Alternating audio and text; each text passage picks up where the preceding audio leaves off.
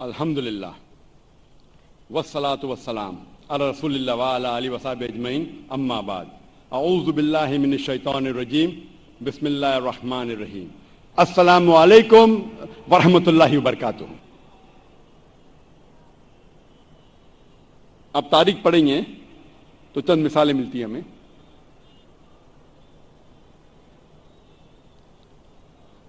ہمیں مثال ملتی ہے علامہ اقبال کی والدہ کے بارے میں۔ ہم جب کتابیں پڑھتے علامہ اقبال کی زندگی کے بارے میں تو پتہ چلتا ہے کہ علامہ اقبال کے والد ایک ایسا پیشہ کرتے تھے جو ربا سے جڑا تھا، جو سود سے جڑا تھا، اور علامہ اقبال کی والدہ اسے بالکل پسند نہیں کرتی تھی۔ تو جب علامہ اقبال پیدا ہوئے، علامہ اقبال کی والدہ نے اپنے چھاتی کا دودھ، اپنا دودھ اپنے بیٹے کو نہیں پلایا۔ وہ چاہتی تھی کہ میرے بیٹے کے جسم میں ایک بوند بھی حرام کمائی نہیں جائے۔ تو علامہ اقبال کی والدہ نے کیا کیا؟ اپنے زیورات بیچے جو خود کے تھے، الحمدللہ حلال کمائی کے تھے، زیورات کو بیچ کے ایک بکری خریدی اور اس بکری کے دودھ سے پرورش کی علامہ اقبال کی۔ اللہ نے پھر ان کے شوہر کو ہدایت دی اور وہ بھی سیدھے راستے پہ آ گئے، اور پھر اللہ نے ایسا شخص، علامہ اقبال جیسا شخص بنایا۔ ایسے کئی مثال ہے، اور ایک مثال ہے والدہ کی، شیخ عبد القادر جیلانی کی رحمۃ اللہ علیہ۔ شیخ عبد القادر جیلانی رحمۃ اللہ علیہ الحمدللہ توحید پہ تھے، اور انہوں نے اس شہر ہندوستان میں اسلام کا دین پھیلایا۔ ان کا بڑا ہاتھ ہے، اور وہ توحید پہ تھے، اسلام کا صحیح پیغام گھروں تک پہنچایا۔ اور ان کی والدہ نے شیخ عبد القادر جیلانی رحمۃ اللہ علیہ کو سکھایا تھا کہ بیٹا تو ہمیشہ سچ بولنا، کبھی جھوٹ مت بولنا، چاہے تیرا نقصان ہو چاہے تیری جان جائے۔ ایک وقت جب شیخ عبد القادر جیلانی رحمۃ اللہ علیہ جب ایک سفر کر رہے تھے تو ان کی والدہ نے کچھ اشرفیاں ان کے کپڑے میں سی دی تاکہ وہ گم نہ جائے، تاکہ کوئی انہیں چوری نہ کرے۔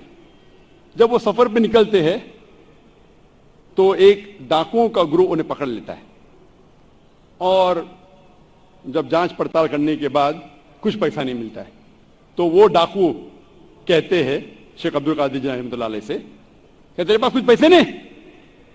تو اس نے کہا ہاں ہے، میری ماں نے میرے کپڑوں میں سی لی ہے، اور وہ جگہ دکھاتے ہیں۔ وہ ڈاکوؤں نے کہا کہ اگر یہ بچہ ہمیں نہیں بتاتا تو ہمیں کبھی یہ اشرفیاں نہیں ملتے۔ وہ اتنے خوش ہوئے اس بچے کے ایمانداری سے، اور پوچھا کہ تم نے ہمیں سچ کیوں کہا؟ تو اس نے کہا کہ میری ماں نے مجھے سکھایا ہے کہ کبھی جھوٹ نہیں بولنا، چاہے میری جان جائے۔ وہ ڈاکو اتنے خوش ہوئے کہ ان نے ڈاکہ ڈالنا چھوڑ دیا۔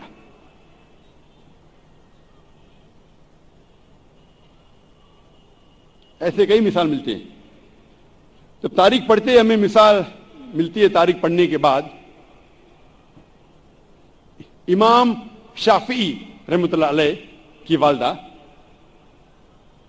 وہ یمنی تھی، اور ان کے والد قریش تھے، اور بچپن میں ہی ان کے والد کا انتقال ہو جاتا ہے۔ تو ان کی والدہ جدوجہد کرتی ہے اور امام شافعی رحمۃ اللہ علیہ کی پرورش کرتی ہے، اور ان کی خواہش تھی کہ میرا بیٹا علماء کے درمیان اپنا بچپن گزارے، اسی لیے سارا انتظام کرتی ہے اور امام شافعی رحمۃ اللہ علیہ کو مکہ بھیجتی ہے علماء کے درمیان جینے کے لیے۔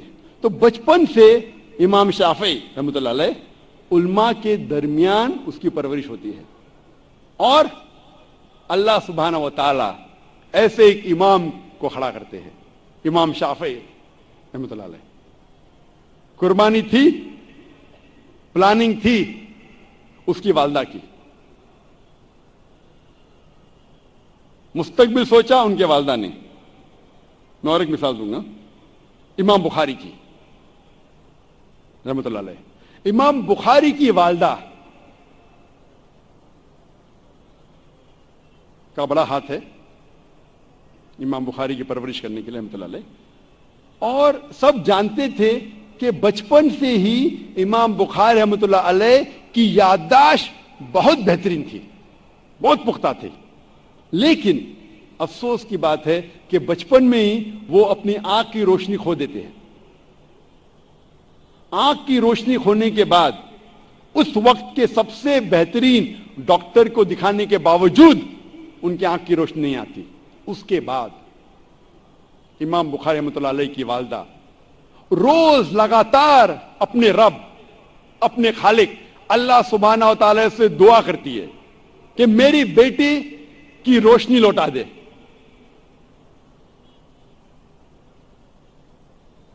اس کے بعد کئی عرصوں بعد اللہ سبحانہ و تعالی ان کی والدہ کی دعا سنتے اور ان کے والدہ کے خواب میں آتے ہیں حضرت ابراہیم علیہ السلام.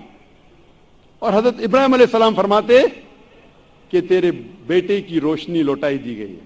اور صبح کو امام بخاری رحمۃ اللہ علیہ وہ پھر سے دیکھ سکتے. تو یہ مثال ہے والدہ کی, کس طریقے سے ان نے اپنے بچوں کی پرورش کی.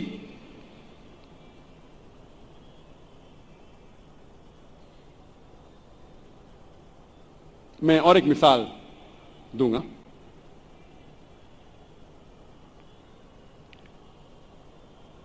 ایک مثال ہے,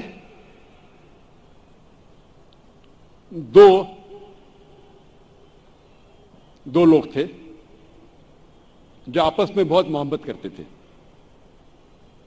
فاروق اور صالحہ. اور فاروق اور صالحہ آپس میں محبت کرتے تھے. ان نے شادی کی. شادی کے 3 مہینے بعد جہاد کا اعلان ہوتا ہے اور فاروق جاتے ہیں جہاد پر. جہاد کے جانے سے پہلے وہ اپنی اہلیہ, اپنی بیوی صالحہ کو 30,000 دینار دیتے ہیں.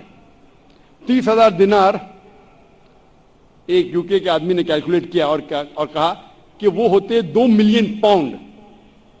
2 ملین پاؤنڈ کو میں تبدیل کروں گا روپیے میں, ہو جاتا ہے 15 کروڑ روپیے.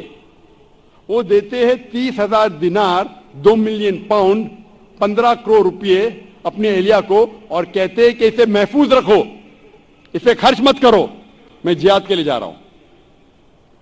اور پھر وہ جہاد کے لیے جاتے ہیں اور کہتے ہیں کہ انشاءاللہ میں 3 مہینے میں واپس لوٹوں گا. ان کے جانے کے چند مہینے بعد ان کی اہلیہ صالحہ کو ایک بیٹا پیدا ہوتا ہے. 1 سال گزرنے کے بعد ان کے شوہر واپس نہیں آتے. 2 سال گزرنے کے بعد واپس نہیں آتے. 2.5 سال بعد ایک شخص آ کے کہتا ہے صالحہ سے کہ میں نے تمہارے شوہر فاروق کو دیکھا کہ وہ گر گئے اور وہ گھائل ہو گئے. پھر چند سال گزرتے ہیں, پھر بھی فاروق واپس نہیں آتے. تو اس کی اہلیہ سمجھتی ہے کہ میرے شوہر کا انتقال ہو گیا. لیکن 30 سال بعد فاروق واپس مدینہ لوٹتے ہیں اور ان کی خواہش تھی کہ میں میری اہلیہ سے ملوں. لیکن وہ بہت پرہیزگار تھے. مدینہ میں آنے کے ساتھ سب سے پہلے جاتے مسجد میں نماز پڑھنے کے لیے. نماز پڑھنے کے بعد وہ دیکھتے ہیں کہ کئی علماء آپس میں علم کے بارے میں گفتگو کر رہے ہیں, اور ان میں سے ایک نوجوان, تقریباً 30 سال کا نوجوان, جس کا نام تھا شیخ عبد الرحمان, وہ سب سے بہترین عالم تھا. وہ اس سے کافی متاثر ہوتے. پھر وہ جاتے ہیں اپنے گھر کی طرف. جب گھر میں داخل ہوتے ہیں تو اپنی بیوی صالحہ سے ملتے ہیں. وہ دونوں خوشی کے مارے رو پڑتے ہیں. اس کے بعد فاروق پوچھتا ہے کہ میرے 30,000 دینار تو محفوظ ہے نا, آپ نے اسے خرچ نہیں کیے؟ تو اس کی اہلیہ پوچھتی ہے آپ گھر آنے کے پہلے مسجد گئے تھے؟ ہاں بالکل صحیح, میں مسجد گیا تھا. وہاں آپ نے علماء کو دیکھا؟ ہاں میں دیکھا. کیسے؟ بہت خوش. خوشی کی بات ہے کہ اس شہر میں ایسے علماء ہیں. تو اس کی اہلیہ اس سے پوچھتی ہے اگر اللہ آپ کو اس کے جیسا, اور اس کی اہلیہ پوچھتی ہے سب سے بہترین عالم آپ کو کون لگے؟ تو فاروق کہتے سب سے بہترین عالم تھے شیخ عبد الرحمان. تو اس کی اہلیہ پوچھتی ہے کہ اگر اللہ آپ کو شیخ عبد الرحمان جیسا علم دے تو آپ کتنا خرچہ کر سکتے اس علم کے لیے؟ تو فاروق کہتا ہے یہ سارے 30,000 دینار میں خرچ کر سکتا ہوں ایسا علم حاصل کرنے کے لیے. پھر اس کی بیوی پوچھتی ہے کہ اگر آپ کا بیٹا ہو اسے ایسا عالم بنانے کے لیے آپ کتنا خرچ کریں گے؟ تو فاروق کہتے میں 30,000 دینار سے زیادہ خرچہ کر سکتا ہوں, 15 کروڑ روپے سے زیادہ خرچہ کر سکتا ہوں اپنے بیٹے کو شیخ عبد الرحمان بنانے کے لیے. تو اس کی اہلیہ کہتی ہے آپ کے جانے کے بعد مجھے ایک بیٹا پیدا ہوا اور یہ شیخ عبد الرحمان آپ کا بیٹا ہے, اور آپ کے 30,000 دینار میں نے خرچ کی اس کو عالم بنانے کے لیے. آپ سوچ سکتے اس وقت بیٹے کو عالم بنانے کے لیے والدہ خرچہ کرتی ہے 30,000 دینار, 2 ملین پاؤنڈز, 15 کروڑ روپے.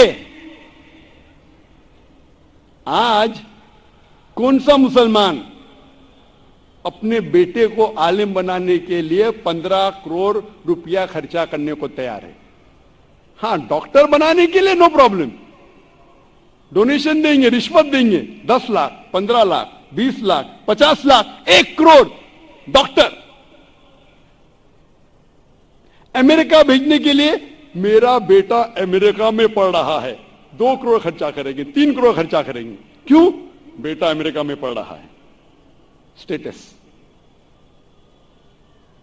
میں یہ جاننا چاہتا ہوں کہ کتنے مسلمان اپنے بیٹے کو عالم بنانے کے لیے 15 کروڑ خرچہ کریں گے؟